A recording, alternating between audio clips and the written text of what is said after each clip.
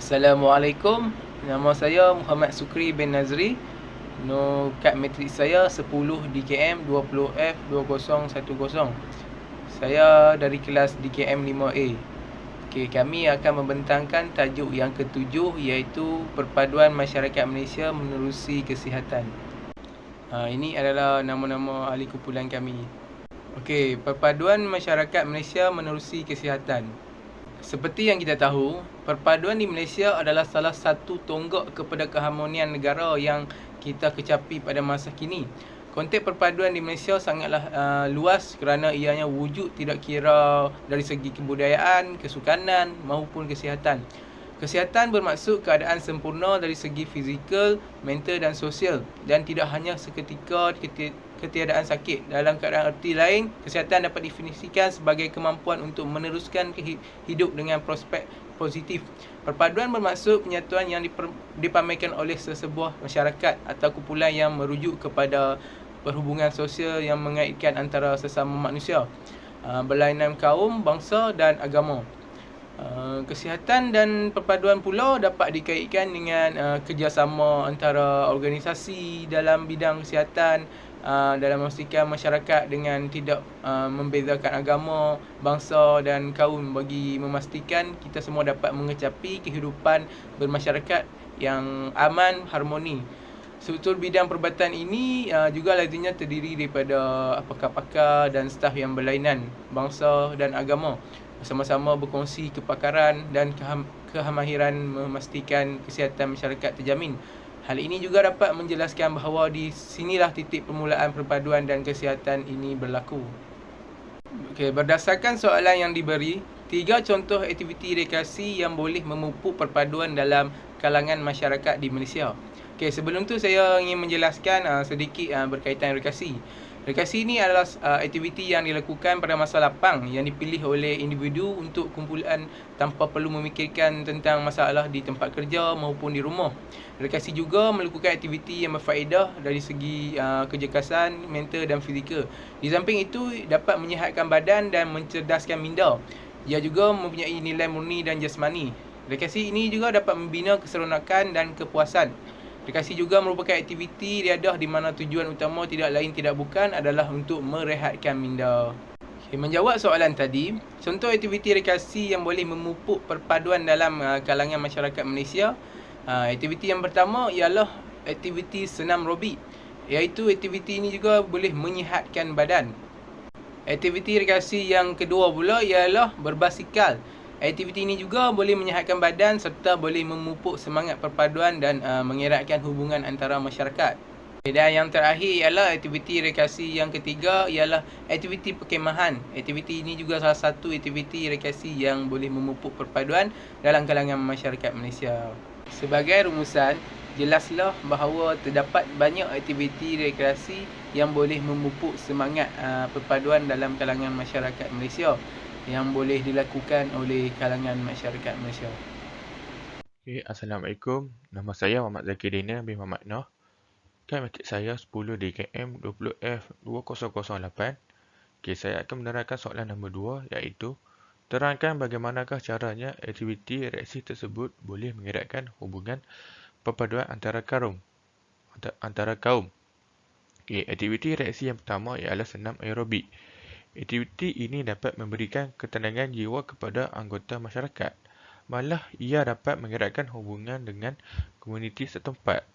Hal ini melalui aktiviti senam aerobik, individu akan bertegur sapa dengan individu lain yang di sekelilingnya, sama ada berbangsa Melayu, Cina dan India, yang turut mengikuti aktiviti ini.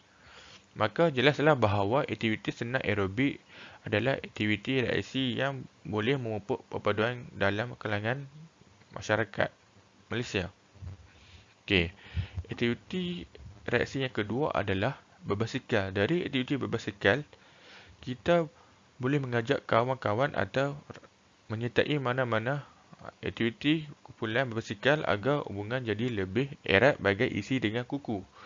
Semakin banyak persatuan dari kelab basikal mengajukan program basikal sebagai platform untuk mengeratkan hubungan masyarakat sekeliling, dan memupuk minat untuk berbasikal kerana dapat kongsi bersama saat-saat gembira tentang pengalaman berbasikal diri sendiri. Aktiviti berbasikal dapat menambah kenalan baharu tanpa mengira kaum dan usia. Seiring dengan itu, semangat perpaduan antara masyarakat dapat terjamin. Aktiviti berbasikal dapat meningkatkan tahap komunikasi dengan ahli berbasikal yang lain. Bab kata pepatah, jauh perjalanan, luas pemandangan. Aktiviti reaksi yang terakhir adalah aktiviti perkemahan. Aktiviti perkemahan boleh dilakukan oleh pelbagai pihak. Saya kemukakan satu contoh. Pihak sekolah mengadakan aktiviti perkemahan kepada pelajar sekolah. Aktiviti perkemahan ini mampu memupuk semangat kerjasama antara satu sama lain. Contohnya, semasa mendirikan kemah, pelajar bekerjasama bagai aurang terbit untuk memastikan kemah tersebut kukuh dan berjaya didirikan di kawasan tersebut. Perpaduan juga dapat diperkukuhkan kerana para pelajar dapat bergaul bersama-sama dengan rakan yang berlainan bangsa. Para pelajar juga dapat menambah kenalan apabila menyertai aktiviti perkemahan. Oleh itu, para pelajar bukan sahaja dapat membentuk kerjasama dalam kumpulan, malah perpaduan dapat juga dijalikan dengan menyertai aktiviti yang berfaedah ini. Maka, jelaslah aktiviti perkemahan juga adalah satu aktiviti reaksi yang dapat memupuk perpaduan dalam kalangan masyarakat Malaysia. Rumusan yang dapat dibuat oleh aktiviti reaksi ini ialah rakyat Malaysia perlulah saling menghormati antara satu sama lain supaya perpaduan antara kaum dapat dieratkan lagi. Sekian dari saya. Terima kasih. Assalamualaikum dan salam sejahtera. Nama diberi Muhammad Aiman Syahmi bin Fadli. Nombor kad pendaftaran saya ataupun nombor kad matrik saya ialah 10 DKM 20F2012. Seterusnya saya dipertanggungjawabkan untuk menerangkan tentang 3 tindakan dan langkah pencegahan penularan demam denggi dalam kalangan pelajar di Politeknik. Sebelum itu saya akan menerangkan serba sedikit tentang demam denggi berada semua. Apakah itu demam denggi? Demam denggi adalah sejenis penyakit yang berbahaya yang disebabkan oleh nyamuk Aedes albopictus yang dia telah membawa virus denggi. Ia merebak melalui gigitan nyamuk. Penyakit ini sangat berbahaya kerana ia boleh mengakibatkan seseorang menjadi sakit, tenat ataupun maut. Oleh sebab itu, saya telah menyenaraikan 3 tindakan dan langkah pencegahan yang dapat dipelajari dan boleh dipraktikkan oleh semua pelajar di Politeknik. Untuk tindakan dan langkah pencegahan yang pertama ialah mengatasi pembiakan. Semua pihak di Politeknik haruslah mengambil peranan dalam mencegah penularan demam denggi di Politeknik. Contohnya mengatasi pembiakan nyamuk Aedes albopictus. Proses pembiakan nyamuk Aedes albopictus mengambil masa hanya 8 hingga 10 hari sahaja. Tetapi ia boleh bertelur sebanyak 100 biji dalam satu masa. Memuat air yang bertakung adalah langkah utama dalam mencegah pembiakan nyamuk Aedes. Anda boleh mempraktikkan langkah yang berikut di Politeknik ataupun di kedai asrama masing-masing. Untuk tindakan yang pertama ialah elakkan menyimpan bekas yang boleh mengumpul air seperti piring basuh, tong air, tayar, baldi, tintin dan lain-lain. Anda juga boleh menterbalikkan bekas-bekas tersebut supaya tepungan air tersebut tidak menjadi tempat untuk nyamuk Aedes membiak. Kemudian untuk yang kedua pula ialah jangan membuang plastik beg merata-rata kerana ia boleh memperangkap tapungan air tersebut. Kemudian yang ketiga ialah bersihkan longkang atau parit yang tersumbat agar air dapat mengalir dan tidak menjadi tapungan air. Yang keempat, tangki air dan bekas tanah hujan sebaiknya ditutup dengan rapat supaya nyamuk tidak dapat membiak. Kemudian yang kelima pula ialah jika ada kolam hiasan digalakkan cuci dengan kerap. Anda juga boleh membelah ikan supaya jentik-jentik tersebut di permukaan air dapat dikurangkan kerana ikan-ikan tersebut akan menjadikan jentik-jentik itu menjadi santapan hidangan kepada ikan-ikan tersebut. Bagi tindakan dan langkah pencegahan yang kedua yang boleh diamalkan ialah dengan melindungi diri anda daripada gigitan nyamuk-nyamuk. Membasmi semua nyamuk adalah perkara yang mustahil, tetapi kita boleh cuba untuk mengurangkan ia daripada berkeliaran di dalam kawasan politeknik dan di dalam kawasan asrama terutamanya. Antara langkahnya ialah yang pertama, menggunakan ubat nyamuk dalam bentuk penyembur. Lingkaran nyamuk tidak digalakkan kerana ianya lebih berbahaya disebabkan oleh bahan toksin yang boleh memudaratkan kesihatan jika dijalankan sepanjang malam. Jadi para pelajar boleh menyediakan sekurang-kurangnya satu titik ubat penyembur nyamuk, ataupun ramai yang menggunakan sekarang ini adalah reset. Okey, untuk yang kedua pula ialah perangkat nyamuk elektrik juga boleh digunakan. Jadi pihak politeknik khususnya boleh menambahkannya lagi di tempat yang ramai orang, contohnya di kafe, pusat kesan politeknik dan juga di pondok pengawal. Untuk yang ketiga pula ialah memasang jaring atau skrin serangga pada tingkap. Yang keempat, memakai pakaian yang berwarna terang dan menutupi badan, iaitu lengan baju yang panjang dan seluar panjang supaya kita tidak digigit nyamuk. Yang terakhir adalah memakai krim penghalang nyamuk untuk menghalang diri daripada gigitan nyamuk, terutamanya nyamuk Aedes. Jadi dengan cara-cara yang kedua ini, kita dapat menghalang daripada gigit nyamuk, terutamanya nyamuk Aedes yang sangat berbahaya. Seterusnya, untuk tindakan dan langkah pencegahan yang terakhir ialah menjadi ahli komuniti yang bertanggungjawab. Kita harus mendidik dari kecil mengenai kepentingan menjaga persekitaran di sekeliling kita. Contohnya, pihak politeknik boleh mengadakan kempen pembersihan alam sekitar dan gotong royong bersama-sama pelajar yang lain secara mingguan ataupun sebulan sekali di politeknik dan di setiap blok asrama untuk mengelakkan nyamuk Aedes membiak di sekitar asrama. Di samping itu, pihak MPP iaitu Majlis Perwakilan Pelajar juga boleh mengadakan kempen anti denggi untuk memberikan kesedaran kepada para pelajar tentang bahayanya demam denggi jika tidak mencegahnya. Rumusan yang dapat dirangkumkan bagi tajuk tindakan dan langkah pencegahan penularan demam denggi ini ialah setiap lapisan masyarakat haruslah bersepadu dan bersifat rasional terhadap kebersihan agar pembiakan nyamuk Aedes dan penularan demam denggi ini ataupun penyakit demam denggi ini akan terencat. Tamsilnya, Malaysia akan menjadi sebuah negara yang lebih harmoni dengan masyarakat yang sejahtera jasmani, rohani dan emosi tanpa kehadiran nyamuk Aedes. Walau selemah mana jasmani, walau serapuh mana rohani dan walau sekacau mana emosi seseorang individu tersebut, individu yang bebas daripada penyakit seperti demam denggi merupakan satu elemen penting yang harus diperjuangkan. Sekian daripada saya.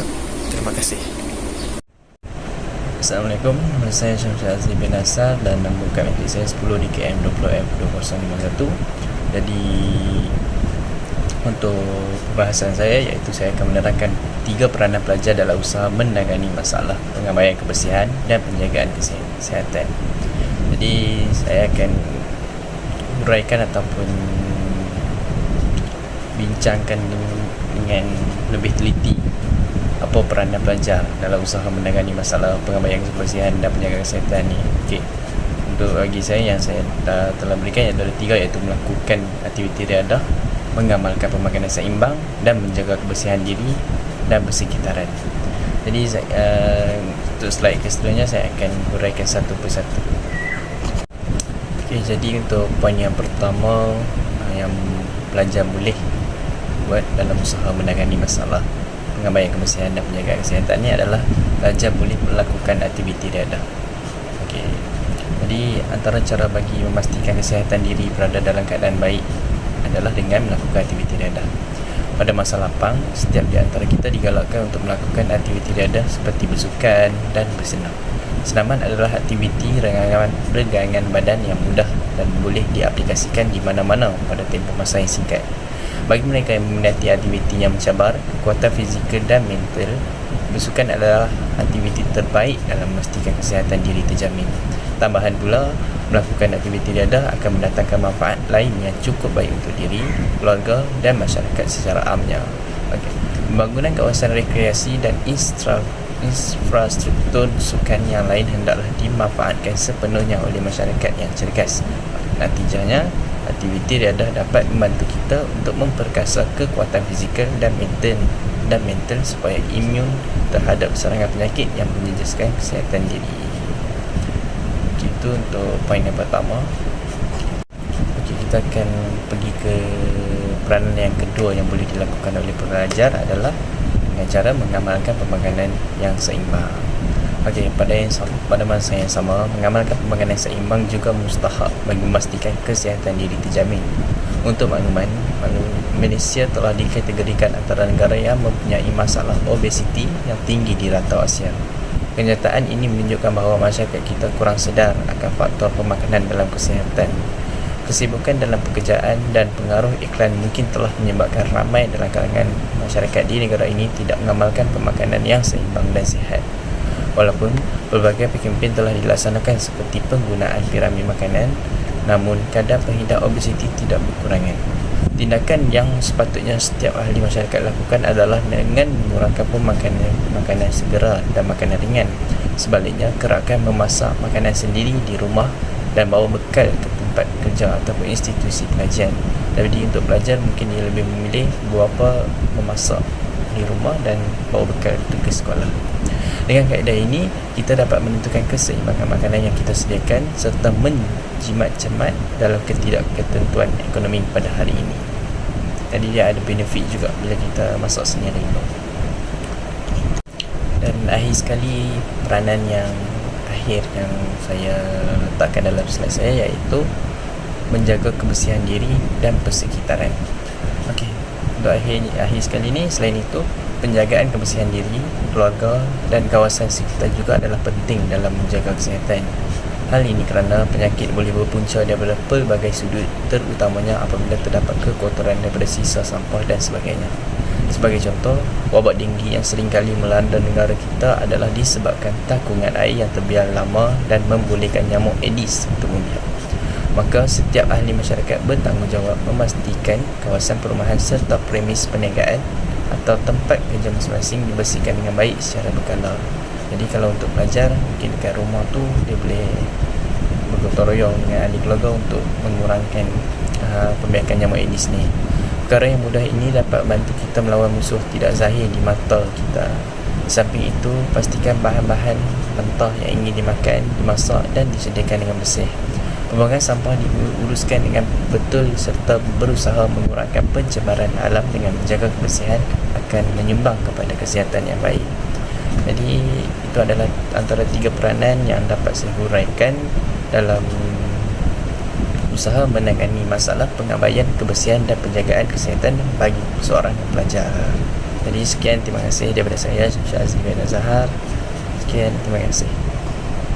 Jadi untuk rumusan yang boleh saya buat berkaitan topik saya iaitu adalah setiap pelajar bertanggungjawab untuk memastikan kesihatan diri terjaga dengan melakukan cara-cara yang telah dihuraikan di atas. Usaha menjaga kesihatan diri dan persekitaran adalah usaha yang mulia dan wajar menerima sokongan yang positif oleh setiap pihak. Secara tidak langsung, setiap di antara kita adalah ejen penyampai kepada orang di sekeliling kita. Semoga kita terhindar daripada masalah kesihatan dan penyakit kerana pepatah Melayu ada berkata, sesal dahulu pendapatan, sesal kemudian tidak berguna. Jadi sekian, terima kasih daripada saya, Syamsul Azmi bin Azhar.